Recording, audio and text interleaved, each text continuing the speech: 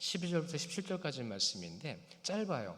짧은 목소리, 짧은 말씀이니까 우리 한 목소리로 힘있게 순서도 속도도 맞춰서 우리 한 목소리처럼 읽어보겠으면 좋겠습니다. 12절부터 17절까지 함께 해봅니다. 시작. 예수께서 요한이 잡혔음을 들으시고 갈릴리로 물러가셨다가 나사렛을 떠나 스불론과 납달리 지경 해변에 있는 가버나움에 가서 사시니 이는 선지자 이사야를 통하여 하신 말씀을 이루려 하심이라 일러스되 스불론 땅과 납달리 땅과 요단강 저편 해변 길에 이방인의 갈릴리요 흑암에 앉은 백성이 큰 빛을 보았고 사망의 땅과 그늘에 앉은 자들에게 빛이 비추었도다 하였느니라. 이때부터 예수께서 비로소 전파하여 이르시되 회개하라 천국이 가까이 왔느니라 하시더라. 아멘. 예수님께서 세례 받으신 사건은 굉장히 중요한 겁니다. 또한 시험 받으신 것도요. 그것은 분명히 이유와 목적이 있는 겁니다. 우리는 그것을 지금 사도 마태를 통해서 이 마태복음 가운데 전해지는 것을 보고 있어요. 마태복음은 성경을 이 보는 시각과 관점을 바로잡아주는 역할도 하고 있습니다. 이것이 유대인들에게 가장 먼저 전해진 말씀이에요. 그러면 그 유대인들은 과연 누구냐는 거죠. 그럼 유대인은 어떤 사람들이라는 겁니까? 이거예요. 자, 다시요. 우리 성도는 누구죠? 우리는 뭐 하는 사람들입니까? 이 말씀을 봄을 통해서 우리는 무엇을 알아야 되는 거죠? 물론 하나님을 바라보는 겁니다. 하나님을 바라봐야 하는 거고요. 그 하나님을 바라보는 관점이 바로 서야 된다라는 중요성을 이 마태복음은 또한 우리에게 강조해주고 있는 거예요. 성경이 66권이잖아요. 그렇죠? 성경 66권의 말씀이 우리에게 전해주는 건 66권이라는 그 많은 성경의 권수별로의 의도와 목적이 있어요. 물론 그 모든 것은 통틀어 하나님을 바라보게 하는 거죠. 그 하나님을 바라보게 하는 것인데 시대가 있고요. 상황이 있고요. 사건이 있습니다. 그 모든 것 가운데에 성도들에게 이 하나님의 말씀이 그대로 적용돼야 되는 겁니다. 우리의 삶 가운데 그 말씀이 나타나야 된다는 거예요. 예수님의 계보로 시작된 마태복음이잖아요. 그렇죠? 그래서 뭐라고 말씀을 드렸어요? 유대인들은 사람 중심으로 계보를 보고 있었단 말이죠. 그러나 그 계보는 어디서부터예요? 구약의 하나님의 말씀의 예언부터 시작된 거예요. 그럼을 통해서 또 세례를 받으러 오셨어요. 왜 세례를 받으셨어요? 그 세례를 통해서 주님의 공생의 시작이라는 표적이라고 말씀을 드렸습니다. 공생의 시작이에요. 그런데 예수님께서 시험을 받으셨어요. 왜 시험을 받으셨어요? 지난주까지의 말씀이었죠. 시험 받으신 목적이 뭐예요? 세 가지 시험을 받으셨습니다. 먼저는 육적인 것으로 인하여 가장 기본적인 우리의 욕구가 어디로부터 시작돼야 된다고요? 하나님의 말씀입니다. 두 번째로는 영적인 거였어요. 영적인 것, 이 영혼에 가장 영혼에게 필요한 가장 중요한 요소들이 뭐라고요? 어디로부터요? 우리에게 주신 말씀으로부터입니다. 그렇죠? 그럼을 통해서 세 번째 시험을 통해 세 번이 뭐라고 말하고 있어요? 사단이 누구를 경배하라고요? 오직 우리는 누구를 경배합니까? 아버지 하나님만을 경배하는 자가 우리잖아요. 그러니까 예수님께서 분명히 선포하셨잖아요. 오직 말씀으로 주님께서 선포하신 그 시간 가운데에 주님은 본인이 성육신하신 것을 증명해냈고 내가 너희와 함께하노라. 내가 너희의 모든 고초를 알고 있노라. 그러한 모든 것을 친히 이 땅에 오셔서 우리에게 알려주실 때 말씀 중심, 오직 그것만이 가장 중요한 거다라는 걸 선포하실 때 사단은 물러갔습니다. 그렇죠? 물러간 후에 그 금식 기도가 끝난 그 순간 연약해지고 힘들어진 육체, 누가 시중 들었다고요? 천사들이 와서 시중 들었다고요. 그러니 시험을 이기고 난 말씀으로 모든 능력을 나타낸 그 순간에 본인이 하나님이시라는 것을 증명해내셨어요. 우리가 성경을 보는 시각, 이 관점이라는 것이 어떤지를 분명히 확인해야 돼요. 우리가 정말로 하나님의 말씀, 여러분 66권이라는 그 66권의 저자가 여러 명 나오잖아요. 왜 이렇게 많은 사람을 세우셨냐는 거죠. 창세기부터 모세까지 그렇게 많은 시간이 지나왔는데 그걸 왜 모세로 하여금 기록하게 한 모세오경이 있죠? 여러분, 그런 식으로 따지면 예수님께서 오셨을 때에, 그렇죠? 예수님께서 오셨을 때에 예수님께서 친히 사람들에게 쓰게 하셨어도 돼요. 창세기부터의 모든 말씀을. 그러나 왜 그 많은 사람들을 세우셔서 그 많은 사람들을 통해서 말씀을 쓰게 하시고 또한 나타내게 하시고 전하게 하시고, 여러분, 그 말씀을 기록한 자들은 자신들이 하나님을 믿는 자들로서 이 삶으로 검증된 자들입니다. 무슨 얘기인지 아시겠어요? 삶으로 검증된 자들로 말씀을 기록하게 하셨단 말입니다. 그러면 그 기록된 말씀을 보고 그 말씀을 본 것을 통해서 우리는 무엇을 해야 되는 거예요? 우리도 그 삶으로 검증해내야 되는 거 아닙니까? 그래서 이런 말이 있어요. 여러분, 성경은 66권, 원래는 67권이지만 상관없어요. 그 66권이라는 말씀 외에 더 많은 사건들이 있었습니다. 기록되지 않은 더 많은 내용들이 있단 말이에요. 그 기록되지 않은 것을 통해서 뭐라고 얘기하냐면 오히려 그것이 우리에게 더 큰 가르침을 담고 있다는 말을 합니다. 왠지 아십니까? 그건 삶이기 때문에 그렇습니다. 우리 성도님들도 여기까지 살아오시면서 여러 가지 사건들이 있었잖아요. 기억 남을 만한. 그러나 기억 남을 만한 사건들은 무엇으로 인해요? 여러분의 삶 가운데 나타난 거죠. 그 삶이 없으면 그 사건들은 없는 겁니다. 그러니까 신앙은 뭐예요? 삶입니다. 우리가 주일날 하나님께로 나와 여러분은 항상 하나님 앞에 계신 줄 믿으시기 바랍니다. 어느 곳에 있든 무엇을 하든 여러분은 성도예요. 성도라면 성도답게 거룩한 자의 삶을 살아가야 되는 것이 맞는 거죠. 삶입니다. 그러나 그 삶 가운데에 우리를 깨우쳐 주시고 알게 하시는 것, 그러니 주님께서 택하신 자들에게 복음이 전해질 때마다 찔림이 있고 그 찔림 속에서 회개하게 되고 그 회개함을 통해서 하나님의 자녀됨을 증명하게 되는 거예요.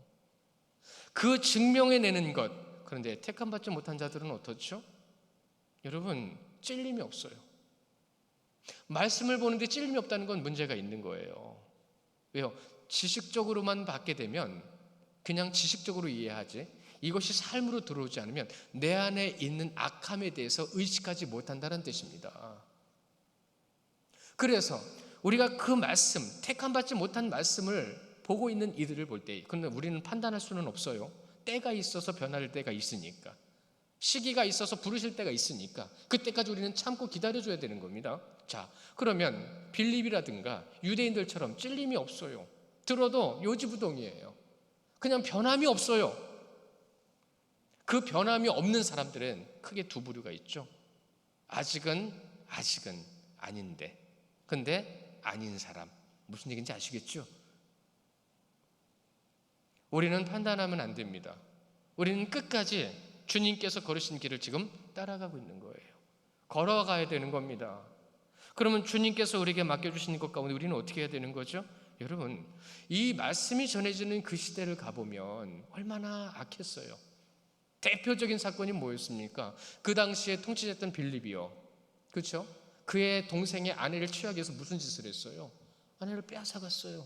그 가운데 살인도 얼마나 많았는지 모릅니다. 그 헤로디아를 아내로 취하기 위해서 모든 부정과 부패를 다 저질렀고 아내로 맞이했어요. 이뻤나 봅니다. 마음이 들었나 봅니다. 다시 자신의 정욕을 채우기 위해서는 온갖 방법을 다 가리지 않았던 거죠. 세례 요한은 그를 향해서 책망했잖아요. 질책했잖아요. 통치자를 향해서 자신 있게 책망하고 질책할 수 있다는 것, 잘못된 것은 잘못됐다고 말할 수 있는 건 용기가 있어야 되겠죠. 그러나 세례 요한에겐 용기가 아니라 그는 진리를 향한 몸부림이었습니다. 진리를 향한 몸부림은 여러분 상대방에게 복수의 마음이 아니라 상대방을 바로잡고 싶은 그러한 진실된 마음이 선행되어야 되는 거예요. 예수님께서 세례 요한의 그 옥의 갇힘 소식을 들으셨어요. 들으시고 어떻게 하셨어요? 갈릴리로 가셨어요. 소식을 듣고 가신 게 아닙니다. 우리나라 말로는 그 긴 번역을 하다 보니까 짧게 그렇게 들려지지만 원문은 이미 예수님께서는 작정하셨다라는 의미가 있어요. 그 작정하신 것, 그러니까 소식을 듣고 가신 게 아니라 주님께서는 미리 작정하신 대로 움직이시는 건데 순서대로 그렇게 돼버린 거죠. 좀 이상할 수는 있어요. 여러분이 지금 귀하게 소중하게 여기는 자들이 고통받고 어려움 가운데 있다고 한다면 여러분은 어떻게 하시겠어요? 지난주 중에 우리 박경옥 권사님이 확진이 되셔가지고 병원에 입원하셨는데 부부가 다 확진이 되신 거예요. 그래서 최병일 집사님은 그래도 몸을 본인이 괜찮으니까 크게 증세가 없어서 집에서 격리를 하고 계시지만 오늘 딱 12시까지. 근데 박경옥 권사님은 이 신장에 좀 약함이 있으셔서 약하신 분인데 이 코로나 확진이 되니까 힘든 거예요. 그래서 저 강동병원에 입원하셨고 조금 힘드신 과정을 지나오셨어요.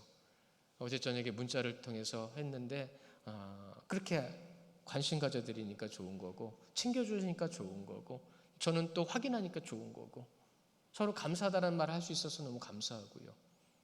우리는 뭘 하죠? 제가 그래서 목자분들한테 문자를 드렸어요. 지금 이런 상황이 있습니다. 그랬더니 기도하겠습니다 하고 쭉 문자가 왔어요. 그 문자를 받을 때마다 저는 이게 교회지. 이게 교회야.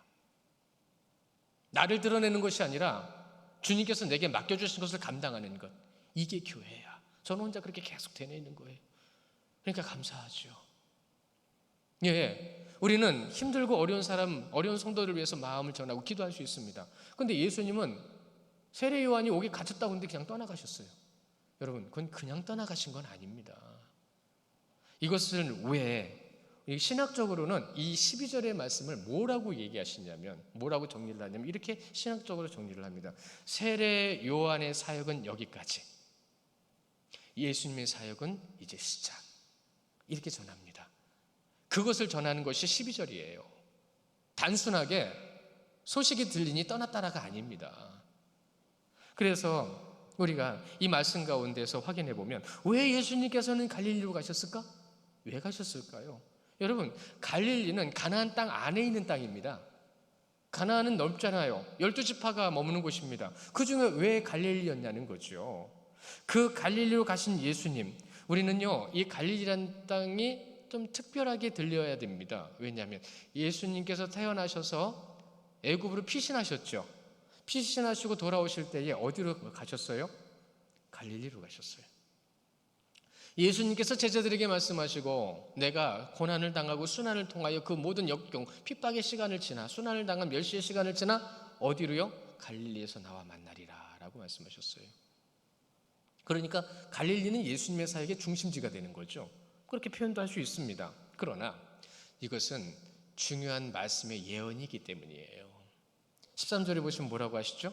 13절에 나사렛을 떠나 스불론과 납달리 지경 해변에 있는 가버나움에 가서 사시니라고 되어 있죠. 가버나움이 또 나오네요. 이 가버나움은 갈릴리 지역의 한 지역 이름이에요. 그러니까 거기가 갈릴리인 겁니다.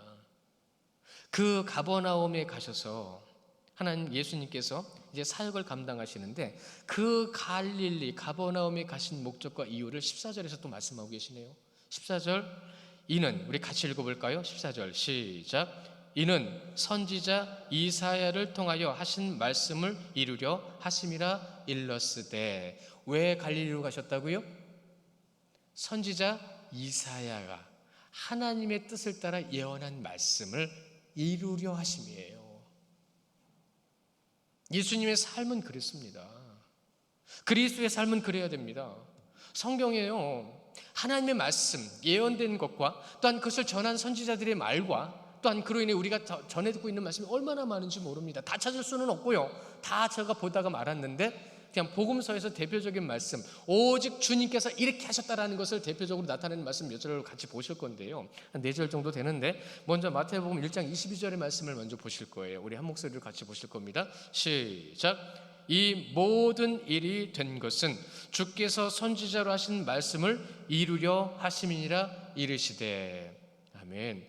하나님이시지만 인간의 몸을 입고 오셔서 어떻게 하셨다고요? 구약부터 하신 말씀을 이루려 하심이라.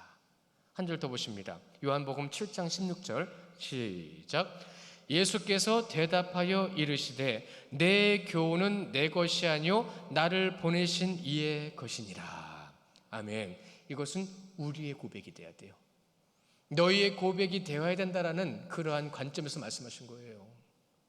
또한 우리 16절로 가볼까요? 이 7장 28절로 가볼까요? 함께 봅니다. 시작. 예수께서 성전에서 가르치시며 외쳐 이르시되 너희가 나를 알고 내가 어디서 온 것도 알거니와 내가 스스로 온 것이 아니니라. 나를 보내신 이는 참되시니 너희는 그를 알지 못하나. 아멘. 자, 질문 하나 드려볼까요? 여러분이 이 땅에 오고 싶어서 오셨어요? 하나님이 보내셔서 오셨어요? 정확한 관점을 가지셔야 됩니다. 하나님은 생명의 주관자십니다. 하나님께서 보내시지 않으면 올 수 없어요. 하나님께서 부르시지 않으면 갈 수 없어요. 주님은 친히 인간의 몸을 입고 오셔서 이걸 알려주고 계세요. 그리고 요한복음 10장 18절의 말씀입니다. 같이 보실게요. 시작. 이를 내게서 빼앗는 자가 있는 것이 아니라 내가 스스로 버리노라. 나는 버릴 권세도 있고 다시 얻을 권세도 있으니 이 계명은 내 아버지에게서 받았노라 하심이라. 아멘. 자, 여러분의 관점을 질문합니다. 여러분, 이 말씀은 하나님께서 누구에게 주신 거예요? 나에게 주신 거예요. 우리 모두에게 주신 거예요. 나에게 주신 이 말씀, 하나님의 말씀을 전하고 순종하면서 그 말씀을 통하여서 그 말씀을 전하기 위해서 오신 우리 주님이십니다. 순종은 능력입니다. 능력이 없이는 순종할 수 없어요. 그러나 그 능력은 어디로부터죠? 말씀으로부터죠. 그 말씀을 알지 못하면 못하는 거예요. 말씀이 하나님의 말씀이라고 한다면 그 말씀대로 하게 될 수밖에 없어요. 그러나 그 하게 될 수밖에 없는 그 마음과 뜻은 누가 주시는 거예요? 하나님이 주시는 줄 믿으시기 바랍니다.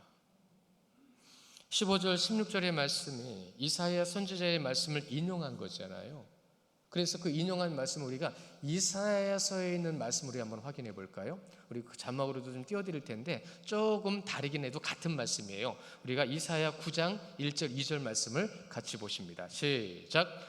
전에 고통받던 자들에게는 흑암이 없으리로다. 옛적에는 여호와께서 스불론 땅과 납달리 땅이 멸시를 당하게 하셨더니 후에는 해변길과 요단 저쪽 이방의 갈릴리를 영화롭게 하셨느니라. 흑암에 행하던 백성이 큰 빛을 보고 사망의 그늘진 땅에 거주하던 자에게 빛이 비추도다. 아멘. 오늘 말씀과 한번 비교해 보실 수 있겠는데 비교하기보다는 중요한 핵심을 하나 말씀을 드리면 이런 겁니다. 이사야서에서도 그렇고 마태복음에서도 그렇고 갈릴리를 이방의 갈릴리라고 말씀하고 계세요. 그러니까 오늘 말씀 가운데 1절에서도 이방의 갈릴리라는 말씀이 분명히 있고요. 오늘 우리가 보신 말씀 가운데서도 15절에 이방의 갈릴리라고 말씀하고 계세요. 자, 다시 한번 여기는 가나안 땅입니다. 그렇죠? 근데 왜 이방의 갈릴리일까요? 왜 그렇게 말씀하셨을까요? 그 역사적인 상황을 먼저 설명을 드리면 이런 거예요. 이사야서에서 이방의 갈릴리라고 표현한 이유는 무엇 때문이냐면 아수르가 이스라엘을 침공했어요. 참 안타까운 것은 이 갈릴리 지역은 처음부터 갈릴리는 아니었습니다. 지명이. 근데 이 갈릴리 이 지역의 땅이 예루살렘을 공격하기 위해서 이방이 쳐들어올 때 길목이에요.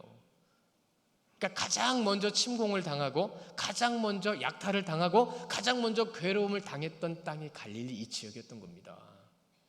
그러니까 이곳에 있는 이들이 먼저 포로가 되고 먼저 이방의 문화를 받아들일 수밖에 없었고, 또 안타까운 것은 포로가 되었다가 돌아올 때에도 이곳에 자리를 잡게 됐거든요.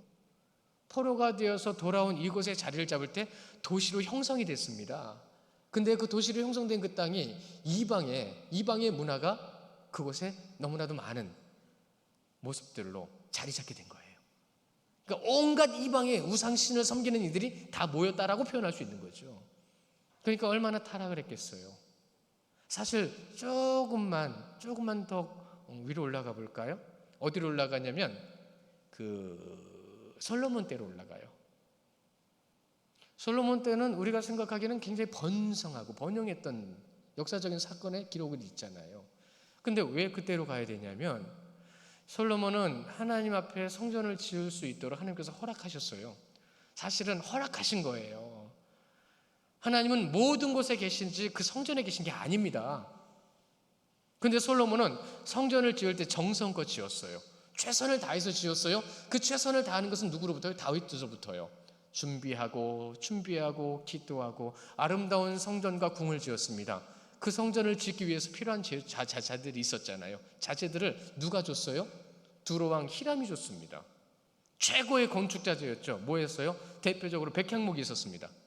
백향목 다음으로 가장 많이 쓰인 게 잣나무거든요. 곱고 좋은 나무였어요. 그리고 나서 금을 많이 공급해 줬죠. 이 공급해 준 것을 감사하는 마음으로 솔로몬이 무엇을 표현했죠? 안타깝게도 땅을 줬습니다. 그 땅은 누구 땅이죠? 하나님께서 이스라엘에게 주신 언약의 땅입니다. 지혜로 왔는데 다윗도 그렇고 솔로몬도 그렇고 하나님의 말씀은 좀 부족했던 거죠. 다윗이 언약궤를 옮기다가 우사의 죽음을 맛봤을 때 무엇 때문에 그랬어요? 말씀을 온전히 몰랐기 때문에 그랬습니다. 그래서 그때 다시 율법을 돌아보고 채워서 다시 율법에 맞게 하나님이 말씀하신 대로 했을 때에 언약궤는 다시 이스라엘 품으로 돌아올 수 있었죠. 솔로몬도 그랬던 겁니다. 그걸 잘 몰랐던 거예요. 그래서 그 갈릴리 그 지역의 땅을 그 두루 왕 히람에게 줬던 거예요. 물론 좋지 않은 땅이에요. 그래서 히람이 그 땅을 보고 불평했다라는 표현이 있습니다. 그러네, 좋은 땅, 나쁜 땅 이런 거 따지기를 우리는 뒤로 하고 중요한 건 뭐예요? 이 땅은 누구의 땅이라고요? 하나님께서 주신 언약의 땅이라고요. 근데 그걸 누구한테 줬다고요? 이방인의 왕에게 준 겁니다. 아주 오랜 역사가 그 땅 안에서 계속 어두움, 불순종, 타락 계속 거기에 머물러 있었던 거예요. 역사적으로 우리 성도님들의 개인사적인 모습으로도 가시지 않은 어둠이 있을 겁니다. 그것은 항상 나를 괴롭히는 어둠이 있을 겁니다. 그러한 것들을 우리는 어떻게 해야 되죠? 다 풀어버릴 수 있어야 돼요. 이것이 우리에게 중요한 시각입니다. 화려하게 지으면 뭐예요? 최선을 다하고 정성껏 지으면 뭐예요? 이스라엘이 아수르에게든 바벨론에게든 침공을 당할 때 가장 먼저 짓밟힌 곳이 성전이었습니다. 모든 기물과 모든 아름다운 정성을 다해 지었던 모든 장식품들을 가장 먼저 빼앗겼습니다. 여러분, 취지는 좋아했어요. 그 정성과 마음의 중심은 좋았어요. 그러나 이것은 하나님께서 기뻐하시는 건 아니에요. 하나님께서 기뻐하시는 것이 무엇인지 찾을 수 있어야 되고 아는 대로 하셔야 됩니다. 요한복음 7장 24절에 뭐라고 말씀하셨죠? 우리 한 목소리로 읽어볼까요? 요한복음 7장 24절 시작. 외모로 판단하지 말고 공의롭게 판단하라 하시니라.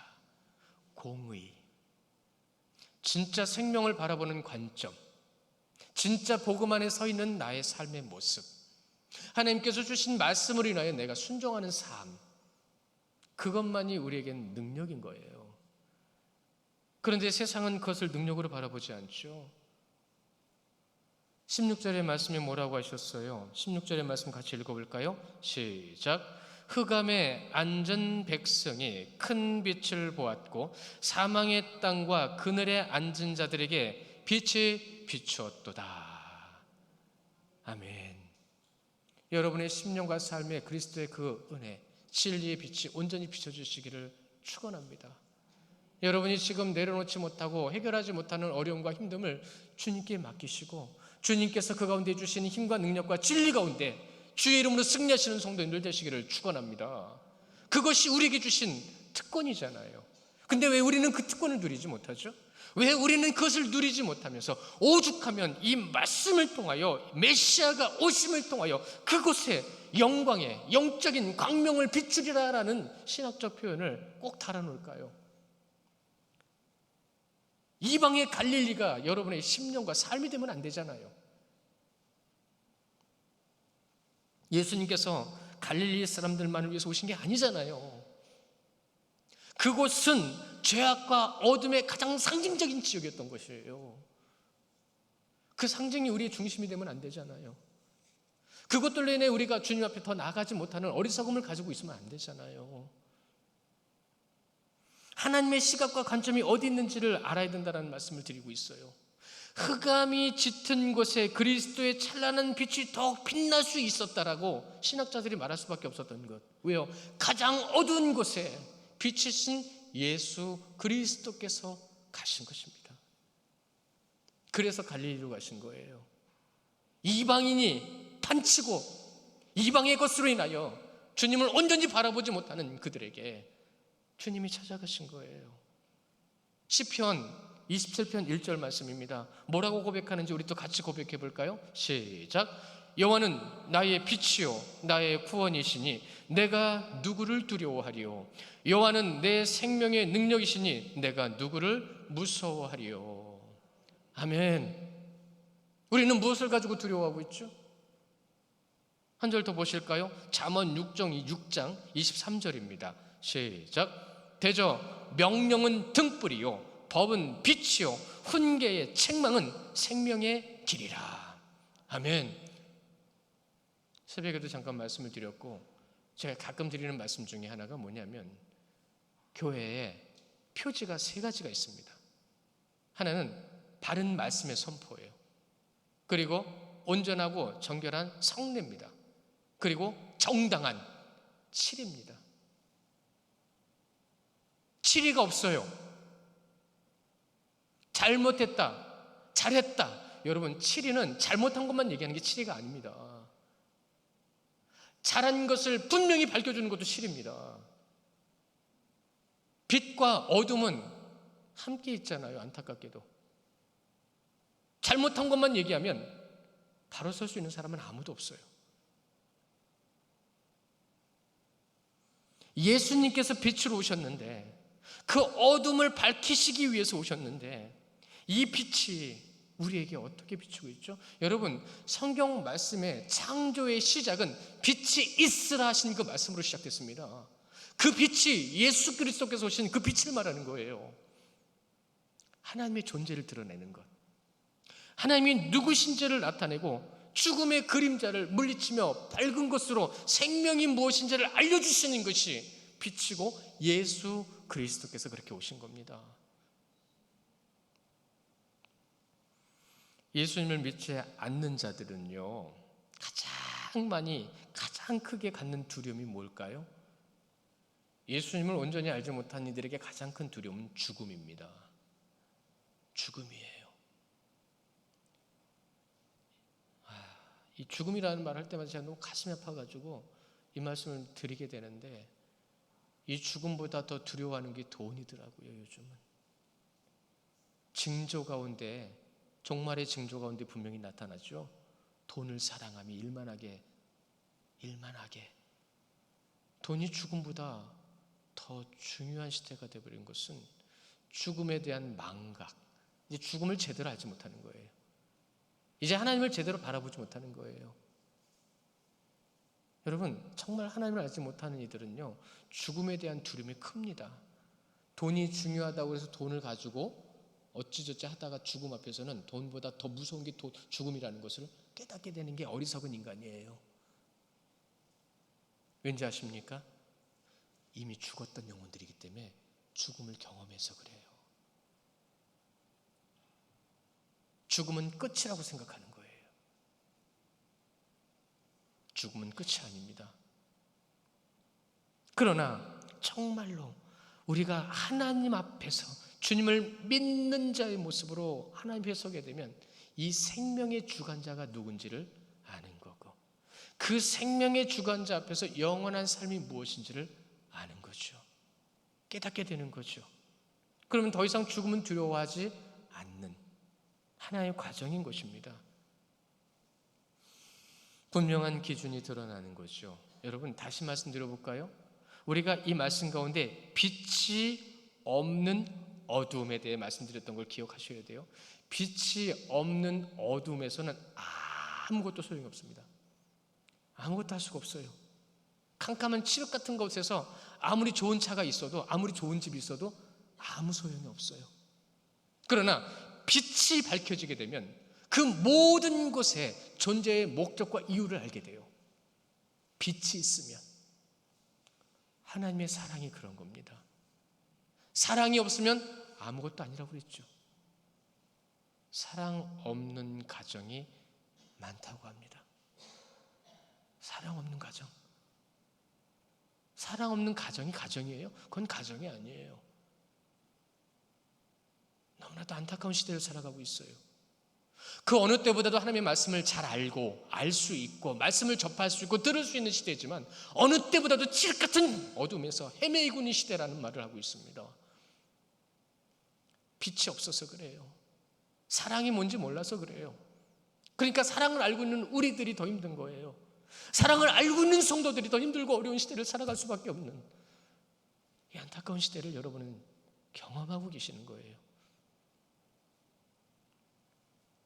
분명히 지금 기준이 드러나고 있죠. 주님의 말씀을 통해 마태복음은 이 사도 마태는 우리에게 진짜 기준이 무엇인지를 지금 알려주고 있는 겁니다. 무엇이라고요? 오직 예수 그리스도. 오직 예수 그리스도. 세례 요한은요, 오늘 이 말씀 가운데에서 중요한 위치를 차지하고 있어요. 근데 오늘 말씀에서 보시면 17절에는 이렇게 말씀하시죠. 이때부터라고 되어 있습니다. 이때부터. 이 이때부터라는 말은 예수님께서 갈릴리 가버나움에 가신 때를 얘기하는 거거든요. 근데 그 때가 언제라고요? 세례 요한의 세례는 회개를 촉구하는 세례였지만 여러분 잘 생각하셔야 돼요. 예수님이 회개하라 하신 말씀은 명령입니다. 그 명령 안에서 이때부터 예수께서 비로소 전파하셨다라고 하는 비로소라는 말이 또 나와요. 이 아르코마이라고 하는 이 비로소라는 말이 중요한데 왜요? 주님께서 시작하셨다라는 뜻이에요. 무엇을 시작하셨다? 복음을 전파하기를 시작하셨다. 세례 요한이 사람들에게 나와서 가장 먼저 말한 말 뭐죠? 회개하라, 천국이 가까이 왔느니라.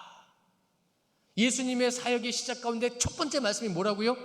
회개하라, 천국이 가까이 왔느니라. 심판자, 창조주 하나님께서 뭐라고 말씀하시는 거예요? 너희들은 이때 회개하라 말씀하시는 거예요. 그러니까 하나님을 아는 자들은 회개가 나올 수밖에 없어요. 아우 내가 정말 말씀 못 봐서 죄송해요. 기도 못했어요. 너무 죄송해요. 하나님을 찬양하며 주님을 의지하는 삶을 살지 못했어요. 세상 눈치 보며 살았어요. 하나님 눈치 보지 않고 사람 눈치 보며 살았어요. 이거 다 회개입니다. 우리가 정말로 주님을 믿는 믿음이라고 한다면 주님을 믿는 믿음 안에 서 있어야 되는데 세례 요한조차도 그 주님을 바라보는 관점이 바르지는 못했었습니다. 온전하지 못했다는 거예요. 그 길을 준비하고 곧게 한 그조차도 내가 바라보고 있는 관점이 주님과 같지 않았다는 것을 무엇으로 알 수 있죠? 아니 분명히 잡혀서 감옥에 갇혀 있는데 들리는 소문을 들어보니까 아니 예수님께서 메시아로 오신 거는 내가 알겠는데 왜 메시아의 행보가 저래? 아시죠? 무슨 얘기인지. 왜 예수님은 저렇게 낮고 천한 자들, 아니 잘못한 이 통치자들을 징계하고 물리치고 그들 가운데 무엇이 잘못된지를 분명히 지적해 주셔야 되는데 지금 뭐하고 계시는 거야? 왜 갈릴리 가서 저러고 계시는 거야? 그래서 세례 요한이 제자들을 누구에게 보내요? 예수님께 보내서 질문을 하죠. 뭐라고 질문합니까? 우리 말씀에서 볼까요? 마태복음 11장 3절에 그 말씀이 있죠. 세례 요한이 제자를 통해서 이렇게 여쭤봅니다. 함께 볼까요? 시작.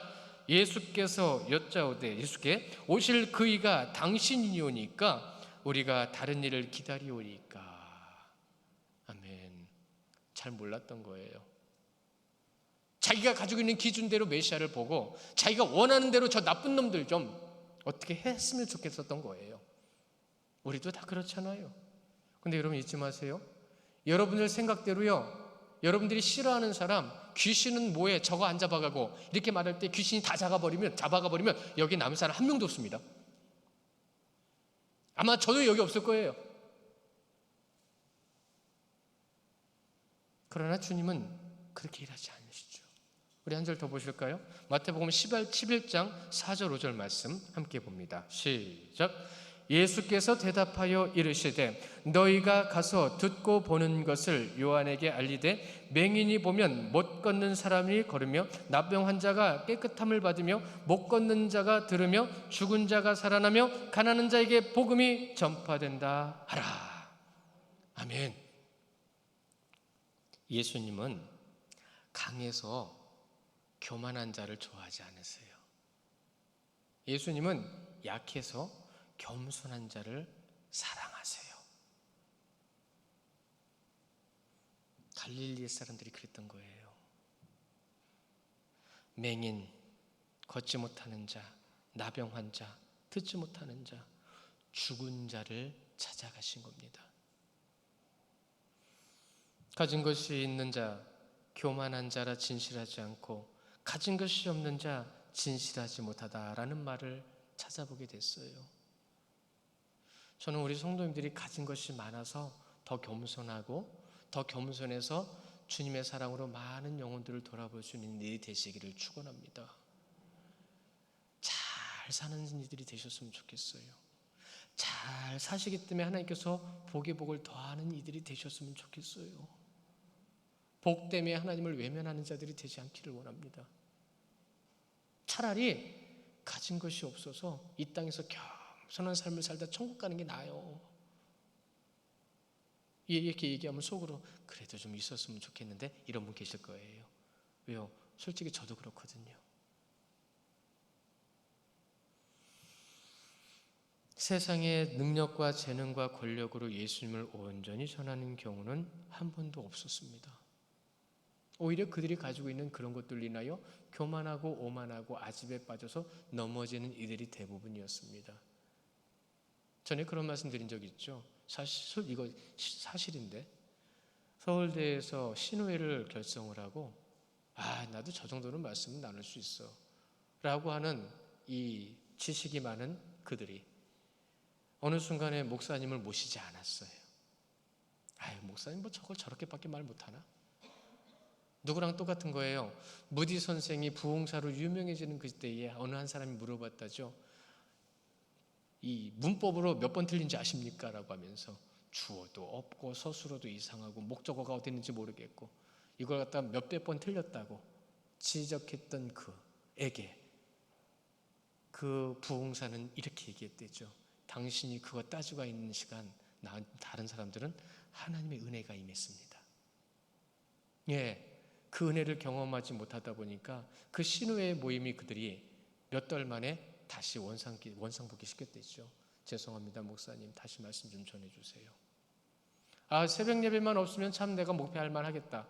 그래서 새벽 예배를 없애버렸던 어떤 목사님이 1년도 안 돼서 그랬다죠. 새벽 예배 다시 시작하겠습니다.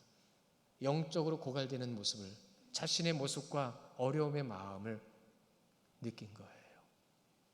여러분 은혜는 하나님이 주시는 겁니다. 앞에 서 있는 부족한 사람을 통해 주는 게 아니에요. 여러분의 마음과 중심을 통해서 은혜 받는 거예요. 중심을 보시는 하나님 앞에 세워지시는 여러분들 되시기를 축원합니다. 우리가 주님을 믿고 주님을 따라간다고 한다면 예수님께서 갈릴리로 가신 이유를 우리는 지금 여기서 확인하고 있는 겁니다. 우리가 가지고 있는 시각과 관점까지라도 우리가 돌아보면서 정말로 주님께서 우리를 이끌어 가시는 그 자리에서 우리는 정말로 인간적인 시각을 가지고 얼마나 세상에 지배당하고 있는지를 우리는 이 시간을 통해서 깨달아야 합니다. 지배당하고 있어요. 어떻게 해요? 여러분이 잘하는 말씀으로 드려볼까요? 여러분 부러우면 지는 겁니다. 그죠? 부러우면 지는 거예요. 그런데 나보다 좋은 차 끌고 다니고 나보다 좋은 집에 사는 사람들, 나보다 돈이 많아가지고 뭔가를 이렇게 자신 있게 내뱉는 사람들 보면 부럽죠. 그것만큼 우리는 지금 지배당하고 있는 겁니다. 물질에 지배당하는 사람을 보면서 우리는 부러워하고 있다는 건 우리는 그들과 똑같이 지배당하고 있는 거예요. 저도 그렇고요. 그만큼 세상 것이 중요하다는 뜻이에요. 그만큼 세상 자랑의 마음을 빼앗기고 있다는 거예요. 예수님께서 바라보시는 곳은 이런 곳이었죠. 바로 우리가 가지고 있는 그런 곳. 흑암에 앉은 백성이고 사망의 땅과 그늘에 앉은 자들. 그것이 갈릴리였던 것이죠. 마음에 어둠이 있고 교만과 오만과 불순종하는 이들과 삶이 세상에 지배당하여 세상의 것으로 근심 걱정하고 있는 이들을 향하여 주님께서 찾아가신 겁니다.